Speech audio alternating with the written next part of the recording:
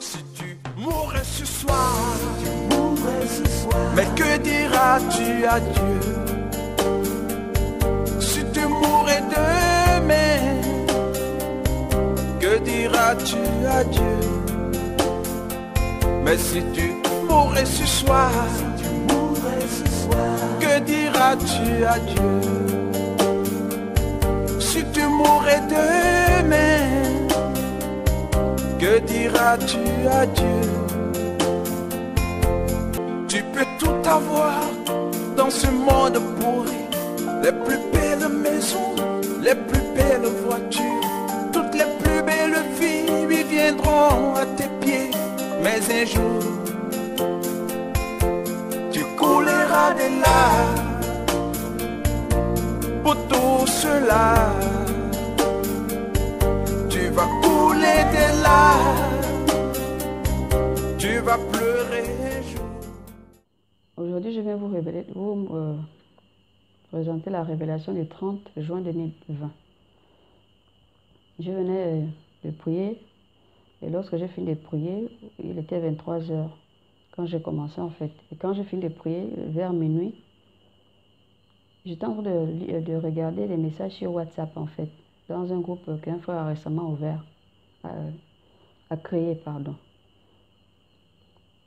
Et pendant que je suis en train de regarder les messages, ça portait sur le scandale de l'abomination qui sévit actuellement au Gabon. Donc pendant que je lisais ces messages, j'ai commencé à penser, mais comment se fait-il qu'au Gabon, le mouvement du réveil ne dure pas? À chaque fois qu'il prend vie, après, il est étouffé. À chaque fois quand il prend vie, après, il est étouffé, il ne dure jamais. Alors que dans d'autres pays, comme au Ghana, au Togo, au Bénin et au Nigeria, ce mouvement de réveil est là depuis des années. On ne l'étouffe, enfin, il n'est jamais étouffé. Même s'il est combattu, mais il est là toujours debout en fait. Il est là toujours en actualité. Et ça m'indignait parce que je me suis dit quelque part, peut-être c'est l'Église qui n'a pas su veiller au Gabon. Et j'étais donc dans cette profonde indignation, avec mes questions. Et c'est alors que le Seigneur est venu, m'a dit, viens, je vais te montrer ce qui s'est passé au Gabon pour que le Gabon en soit arrivé là. Viens et suis-moi. C'est alors que je l'ai suivi. Et il m'a ravi en esprit en fait. Donc les ténèbres étaient partout. Partout, les ténèbres remplissaient donc toute la terre. Vraiment partout. Au Gabon, là où nous nous trouvions aussi. Et pendant que nous étions en train de marcher dans l'air, on est donc retourné dans le passé. Et c'était comme si quelqu'un feuilletait un livre, les pages d'un livre, mais en retournant en arrière en fait. À l'envers, voilà. Donc nous étions à une époque où les hommes avaient la faux sur la tête. Ils avaient des chemises longues manches, des pantalons communément appelés les pattes d'éléphant là, avec les chaussures qui ont des grosses têtes. Et les femmes, elles avaient aussi l'afro, elles s'habillaient en pagne. D'autres faisaient des tresses au fil. Certaines jeunes filles portaient des pagnes, des robes en pagne ou les jupes en pagne, mais très courtes. D'autres s'habillaient très bien. Et j'étais donc à un carrefour, en fait, non-lieu de mon lieu d'habitation actuel. Et il y avait quelques maisons, il y avait des pistes, il y avait des chaussées. Bon, tout semblait normal. Tout semblait normal. Puis, j'ai compris en fait, je ne sais pas comment vous expliquer, mais dans le monde spirituel, les informations sont accessibles. Donc à ce moment-là, nous nous sommes retrouvés donc en 1979. Et quand j'ai regardé au carrefour en face de moi, il y avait un homme mince et noir qui était en train de prêcher. Il prêchait la sainteté du corps, de l'âme et de l'esprit. Et il prêchait avec vigueur, il prêchait malgré les représailles des gens. Et les gens passaient, l'autre s'arrêtait, l'insultait, le toisait, lui traitait de tout et de rien de fou. D'autres passaient et s'arrêtaient, étaient captivés par le message, posaient des questions. Malgré toute cette atmosphère-là, cet homme prêchait avec vie. Il prêchait et ça ne le décourageait pas. Et pendant qu'il persévérait dans la prédication comme ça, en plein carrefour là, quand il a terminé, il a regagné son domicile avec ses enfants. Sa femme l'attendait et il avait une cellule de prière dans son salon. Et c'est dans son salon donc qu'il organisait des prières. Et physiquement, cet homme avait l'apparence vraiment très négligée. Beaucoup de gens le négligeaient, le méprisaient, il n'y avait pas de considération. Mais cet homme spirituellement était vraiment très puissant. Très puissant, il avait une intimité vraiment pas possible avec le Seigneur, une parfaite intimité. Et spirituellement, quand le Seigneur me l'a montré, il était très glorieux. Il était glorieux, il revêtait une si grande puissance que Satan n'osait jamais en fait se présenter à côté de lui. Et à chaque fois qu'il voulait même lancer des attaques, c'était pas proche de lui en fait, c'était à distance. Et pendant que j'étais en train de continuer à regarder là, j'ai remarqué que quand cet homme-là se mettait à genoux pour prier, le Seigneur lui révélait beaucoup de mystères. Beaucoup de mystères. Et il priait beaucoup, il aimait vraiment beaucoup la présence du Seigneur. Et il y a quelque chose qui m'avait beaucoup touché, c'est que quand il priait, le matin, à son réveil, quand il priait, il avait toujours une question qu'il posait au Seigneur. Il disait au Seigneur, « Seigneur, que puis-je faire pour toi aujourd'hui pour réjouir ton cœur ?» Il posait toujours cette question au Seigneur. Et à chaque fois, c'était ça. Et il avait développé vraiment une grande intimité avec le Seigneur, qu'il était vraiment impossible pour lui de céder au chantage du malin, en fait. Et en fait, quand je voyais cet homme-là, quand il passait quelque part, Satan et ses démons fuyaient, en fait, parce qu'il y avait une forte gloire autour de lui. Et cette gloire était vraiment animée d'une forte puissance que aucun démon, même Satan, ne pouvait pas tenir. Il s'éloignait en fait vraiment à distance. Et il y a certains démons qui avaient le malheur d'être là, qui ne savaient pas que cet homme devait passer là, dans cet environnement-là, qui avaient le malheur d'être là au moment où l'homme là passait, étaient frappés en fait, étaient consumés par un feu dévorant. Cet homme était littéralement devenu une colonne de feu. Et après, le Seigneur m'a montré quelque chose de très choquant, c'est que dans la cellule que cet homme-là dirigeait, dans la cellule qu'il dirigeait, il y avait des frères et sœurs. Mais malheureusement, le message de la sainteté du corps, de l'âme et de l'esprit qu'il prêchait, ces frères et sœurs-là trouvaient que c'était un message dur. Et en fait, ils le mettaient en pratique par apparence, juste par l'apparence comme ça, mais à l'intérieur de leur cœur, ils n'étaient pas d'accord.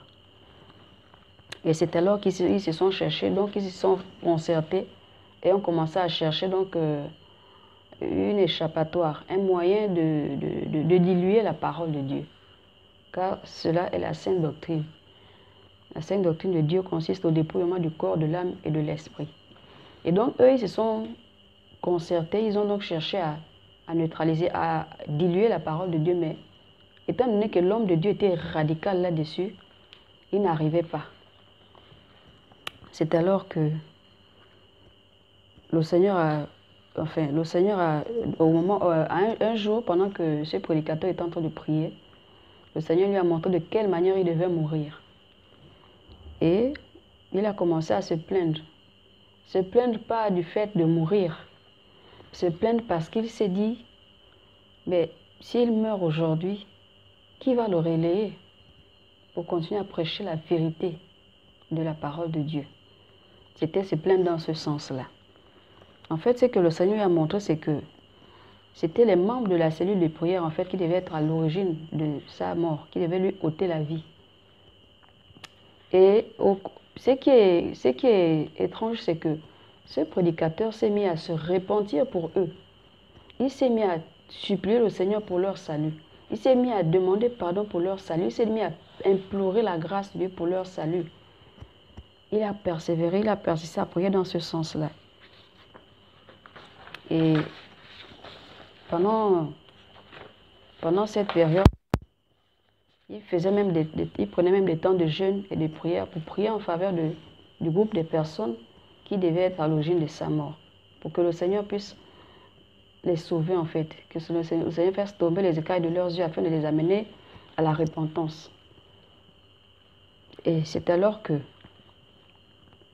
le jour de sa mort, le Seigneur l'attendait déjà à côté. Enfin, son âme est sortie de son corps, en fait, le Seigneur l'attendait déjà là. Et pendant que le Seigneur l'attendait,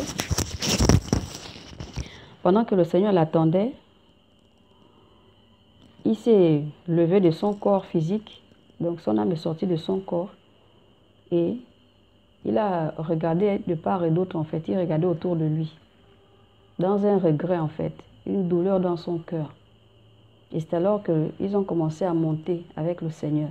Et pendant qu'ils montaient, il s'est encore arrêté à un certain niveau entre le ciel et la terre, donc dans l'espace, sur le Gabon. Il s'est arrêté, il a regardé en bas, il a regardé le Gabon. Et lorsqu'il a regardé le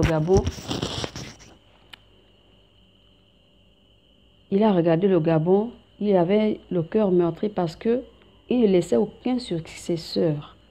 C'est ce qui lui fondait le cœur en fait. Et pendant qu'il regardait le Gabon, il a dit, « Je pars, je m'en vais, ô nation infidèle, qui va à présent paître tes enfants, qui ira avec droiture vers eux malgré leurs représailles. Nation orgueilleuse, incrédule, je ne peux m'empêcher de t'aimer. Mon cœur est lourd de tristesse de pouvoir partir sans laisser de successeur. Voici, je prophétise sur toi et tes enfants. Je souffle un vent nouveau. Le réveil que j'ai laissé prendra effet chaque 10 ans. Il prendra effet car j'ai prophétisé. » Et pendant qu'il est en train de dire ça, pendant qu'il prophétisait ainsi, il y a une longue épée de moins plusieurs centimètres, environ une centaine de centimètres qui est sortie de sa bouche. Une épée très flamboyante qui brillait en même temps comme de l'or et qui scintillait comme le diamant. Et lorsque cette épée est sortie de sa bouche, ça a pris la forme de l'eau. Ça a pris la forme de l'eau et ça a commencé à se répandre sur les Gabonais en fait, dans toute la nation. Et pendant ce temps que ça se répandait sur les Gabonais, Satan était en enfer, assis en train d'observer ce spectacle.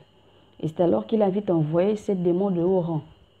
Quand il a envoyé les démons, ces démons chefs ont pris les subalternes, les démons subalternes aussi, tous se sont répandus sur le Gabon et ont commencé à jeter le plaisir, répandre le plaisir en désordre dans les consciences des Gabonais. De telle sorte que cette eau qui était la parole de Dieu ne puisse pas nettoyer les Gabonais, ne puisse pas amener les Gabonais à prendre conscience. En conséquence de cela, il y a 93% de Gabonais qui se sont laissés séduire et ont été dépouillés de cette eau. Mais les 7% ont résisté par la parole de Dieu et ont échappé donc à cette attaque-là. Et des générations passées, le Seigneur m'a montré, donc plusieurs générations passées en fait. Les générations passées, donc le Seigneur m'a montré, le réveil ne durait pas. Je me suis interrogée, mais pourquoi? C'est comme ça que le Seigneur me répond, il me dit, la différence avec les autres pays est qu'ils ont fait alliance avec moi. Mais dans ton pays, j'ai eu des vrais serviteurs dans le passé qui m'ont servi avec droiture. Mais ils n'ont pas fait alliance entre ta nation et moi. Ils ont fait alliance avec moi, certes, mais ils n'ont pas amené ta nation à faire alliance avec moi. Mais les pays dans lesquels tu vois le réveil perdure et ne s'éteint pas comme au Gabon sont encore debout en raison de leur alliance avec moi. Que mes serviteurs actuels ne fassent pas la même erreur, car l'ennemi gagne du terrain. Ton pays vient de sombrer dans un chaos sans précédent. Il ne relèvera jamais la tête. Quelles que soient les belles paroles de vos dirigeants, sache-le, dès à présent, ils ne vous veulent aucun bien. Je vous conseille de vous lever afin de vous rapprocher encore plus de moi, car bientôt je cesserai de dispenser ma grâce. Elle m'est utile. Gardez ma paix. Le Seigneur s'est arrêté là. J'attire l'attention de tout un chacun que cette révélation n'a pas le but de discréditer une assemblée ou une église bâtiment ou un pasteur quelconque qui prêche un quelconque message. Ce message s'adresse à l'église, le corps du Christ, ce corps du Christ qui s'apprête pour l'avènement du Seigneur, pour être enlevé, ou alors qui s'apprête, si c'est par la mort que le Seigneur viendra chercher ces personnes, que ces personnes se sanctifient, afin que le Seigneur les trouve spirituellement et physiquement prêts, c'est-à-dire saints de corps, saints d'âme et saints d'esprit, selon 1 Thessaloniciens 5, 23. Frères et sœurs, j'attire encore l'attention aussi des femmes. Chères femmes, chères jeunes filles, chères mamans, je vous en supplie. Le Seigneur ne viendra pas chercher une femme qui porte un pantalon, qui se maquille, qui porte les cheveux artificiels ou qui porte des habits moulants, qui dit que Dieu c'est le cœur. Le Seigneur viendra chercher une femme qui s'est privée de tous les artifices de ce monde, qui se prépare en esprit et en vérité, qui se sanctifie davantage par amour pour le Seigneur, non pas par la peur pour aller en enfer. Et si je parle aussi des enfants, c'est parce que nous-mêmes, moi-même je faisais ces choses avant. C'est que j'achetais sur moi, que ce soit les pantalons, les petites jupes, les petites robes, les maquillages, les pompons, les titans, les mèches, les laines, pour me parer. Je faisais ces mêmes choses sur les enfants et même les bijoux. J'attire votre attention, chère maman, pour que toutes ces choses scandalisent les enfants. La Bible dit qu'on ne doit pas scandaliser les enfants, que malheur à quiconque scandalise les enfants. Laissez les enfants aller vers le Seigneur. Ces mêmes parures que vous mettez sur vous, ne les mettez plus sur vos enfants. Ôtez-les du milieu de vous, ce sont des idoles. Et le Seigneur ne sanctifie pas les idoles pour dire que vous allez vous sanctifier avec ces choses sur vos corps, que Dieu c'est le cœur. Dieu ne sanctifie jamais une idole, frères et sœurs. J'attire encore votre attention là-dessus. Et si vous pensez que c'est une hérésie ou alors que je suis égaré, je vous invite, fléchissez vos genoux, invoquez Christ, invoquez le Seigneur Jésus-Christ de Nazareth, implorez que le Saint-Esprit vous révèle ces choses. Et je suis sûre, je suis convaincue que le Seigneur vous les révélera et que vous allez vous repentir. Et c'est dans le but de vous repentir, parce que nous ne sommes pas ici pour incriminer quelqu'un, nous ne sommes pas ici pour fatiguer l'esprit de quelqu'un ou pour raconter de n'importe quoi. Nous sommes ici pour attirer à la repentance. Nous sommes ici pour attirer l'attention parce qu'actuellement, il y a trop de choses, trop de mauvaises choses que Satan met en place pour empêcher l'esprit, pour empêcher l'âme, pour empêcher les âmes d'entrer au ciel. Il a bloqué les accès. Dans Matthieu 7, à partir du verset 13, il est écrit que nous ne devons pas passer par la porte large, mais que nous devons passer par la porte étroite. Passer par la porte étroite est symbolique d'abandonner le monde et de tout ce qui est dans le monde. Se priver pour Christ. C'est ça l'objectif. Donc je vous invite, frères et sœurs, à nous repentir sincèrement, à marcher en nouveauté de vie chaque jour. Nous devons veiller sur nous à chaque tierce, afin que le péché ne puisse pas nous retirer de la grâce de Dieu pour nous emmener en enfer. Parce que personne ne connaît ni le jour de sa mort, ni le jour de l'avènement du Seigneur. Paix et grâce. Dis-moi si tu mourrais ce soir, mais que diras-tu à Dieu? Si tu mourrais demain, que diras-tu à Dieu? Mais si tu mourrais ce soir, que diras-tu à Dieu? Si tu mourrais demain, que diras-tu à Dieu? Tu peux tout avoir dans ce monde pourri, les plus belles maisons, les plus belles voitures, toutes les plus belles filles viendront à tes pieds. Mais un jour, tu couleras de larmes